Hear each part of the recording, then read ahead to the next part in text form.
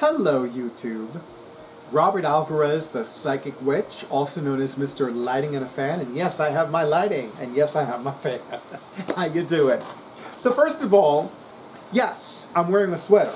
It's a bit nippy outside.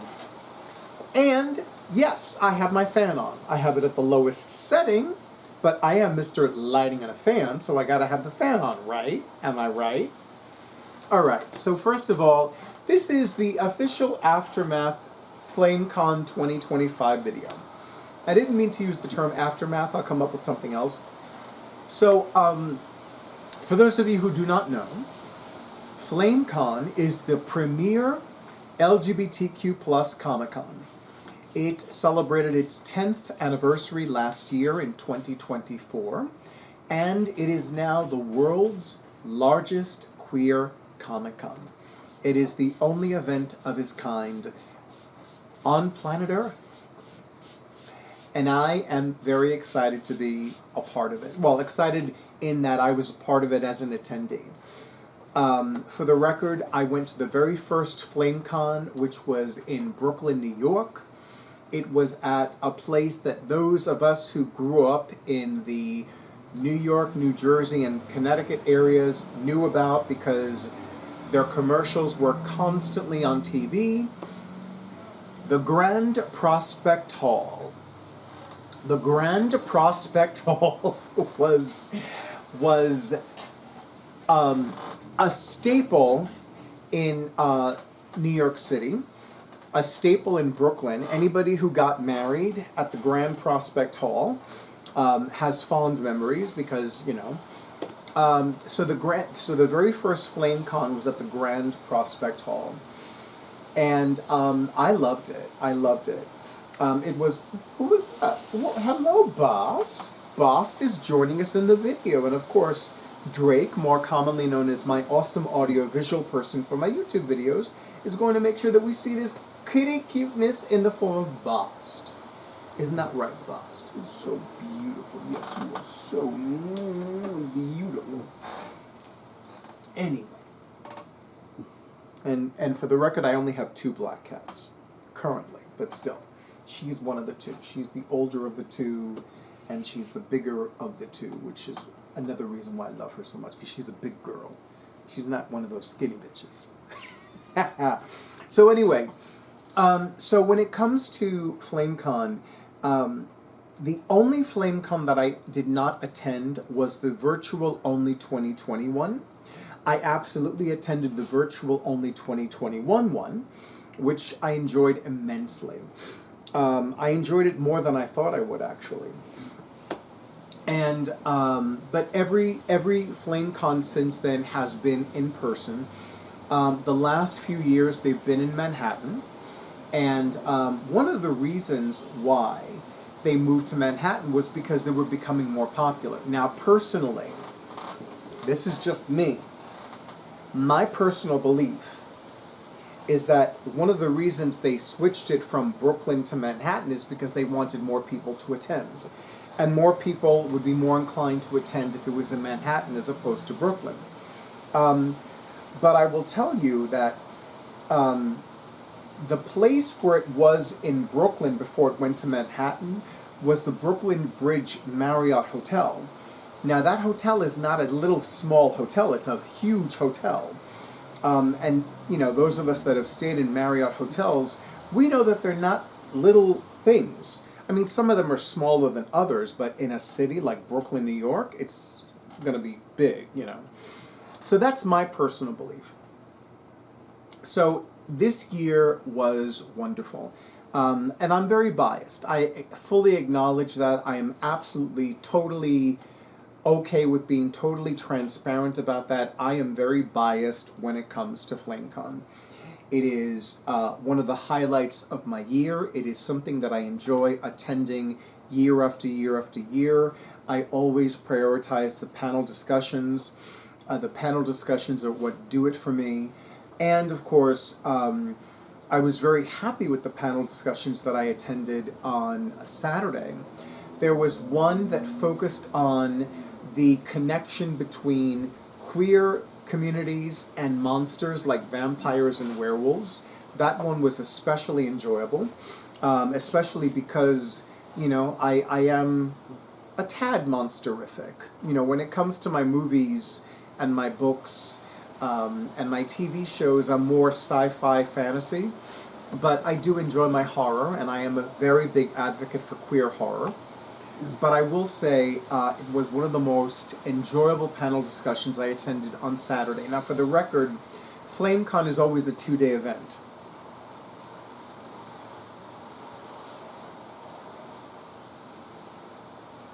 Drake? Are we going to have that happen again? That's good to know. I think Drake, more commonly known as my awesome audiovisual person for my YouTube videos, wanted to see how I was gonna react. Isn't that right, Drake? Well, since I'm being recorded, I'm not gonna react the way that I would. We can't have witnesses, Anyway, so isn't that right, Bost? Bost is just totally nonplussed. So it is a 2-day event. First day is always on a Saturday. Second and final day is always on a Sunday. It is very enjoyable for me. Highlight of my year. But I also want to say that I do wish it was a little longer. I really do.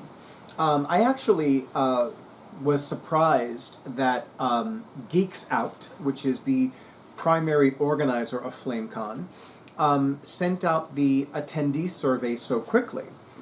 And I filled it out.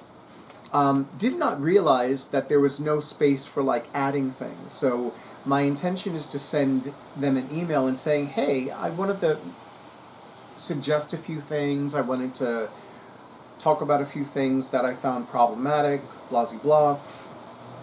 But one thing that and yes, I fully acknowledge that there are certain vendors that I love seeing at FlameCon.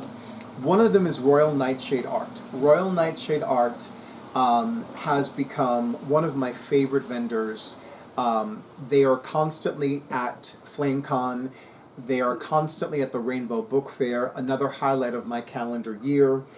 And they are also one of 2 vendors that are consistently at both the Rainbow Book Fair and FlameCon. The other one is an artist named Kent Lau. Kent Lau is also the founder or co-founder of a company called Q Art Plus, which is diverse, it is inclusive, it highlights the intersectionality between the Black, Indigenous, person of color, and LGBTQ plus communities. By the way, BIPOC is the acronym for Black, Indigenous, and person of color. I did not know that until recently. And then, of course, Sunday, I have to talk about Sunday because I am a big Star Trek fan. And the highlight of Sunday, as far as I'm concerned, one of them anyway, is the red shirts. The red shirts are the only all-women, all-improv, all-musical Star Trek The Next Generation troupe. And they are fabulous. I love them, love them, love them. They are the highlights of the second day of FlameCon for me, especially as somebody that loves anything Star Trek related. So seeing them perform is always a joy. And this year, they really outdid themselves. They did some things that they had not done before. Now, for the record, in all of the performances that I've seen the Red Shirts do, there was only one that was almost identical to a previous year, which kind of surprised me. But this year's music and performances and acting was totally unprecedented. It was so funny. It was so hilarious. Even the serious scenes had me rolling in the aisles. So the red shirts are something that I really look forward to. There's so much more that I could say about FlameCon, but I do want to keep this a little on the shorter end. I will include the links to FlameCon in the description box. If you are a member of the LGBTQIA2S plus community or an ally, and you happen to have an affinity with science fiction, fantasy, comic books, graphic novels, art, furry art, somewhat erotic art, then this is something that you can absolutely check out. It is such a wonderful thing. Although, for those of you who live in another country, I would not recommend traveling to the United States right now for obvious reasons. Because believe me, the thought of me, like, traveling to another country now, yeah, no. No, just no.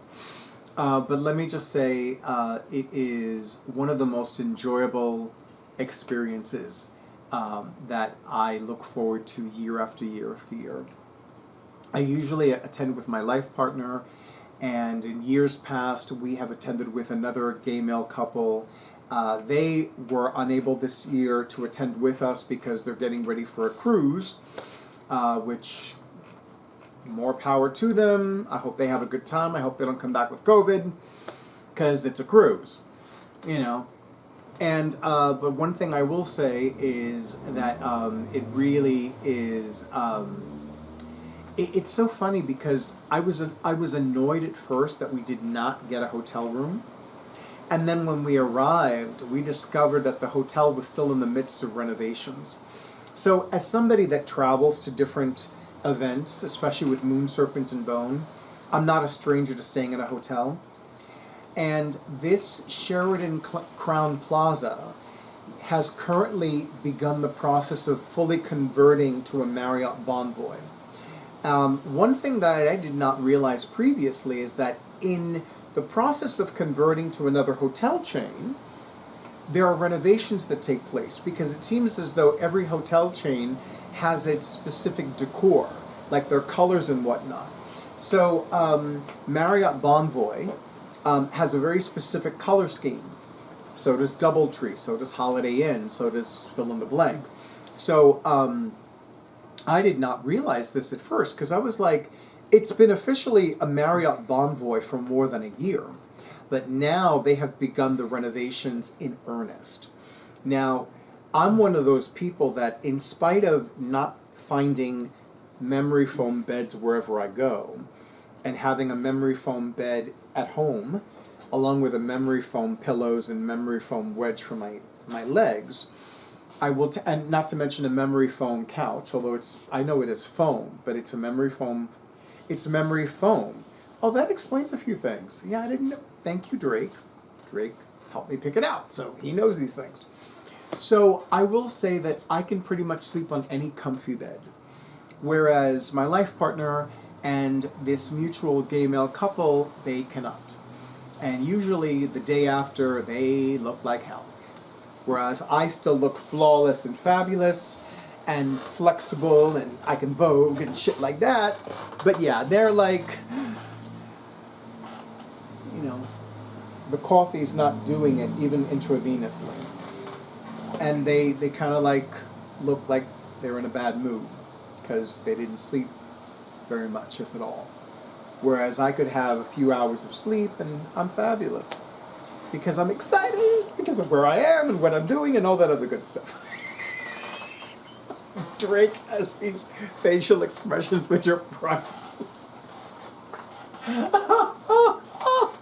Anyway, so it is one of the highlights of my year. I will tell you, don't spill that tea now. To Drake. But I will tell you, it was so enjoyable. The volunteers are phenomenal, and they outdid themselves.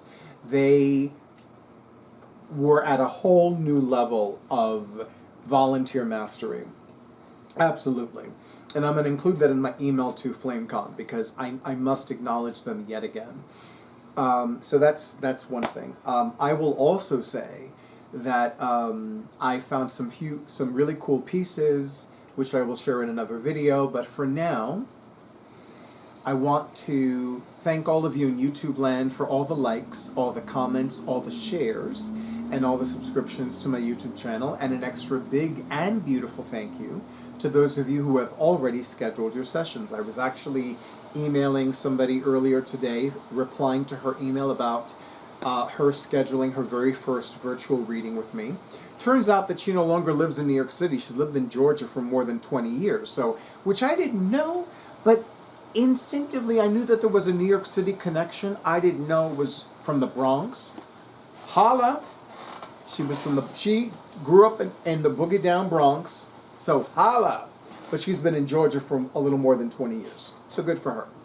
Anyway, so as always, stay in tune with your intuition, stay safe, stay well, stay hydrated, alternate your coffee, your tea, your water, and stay tuned for the next video.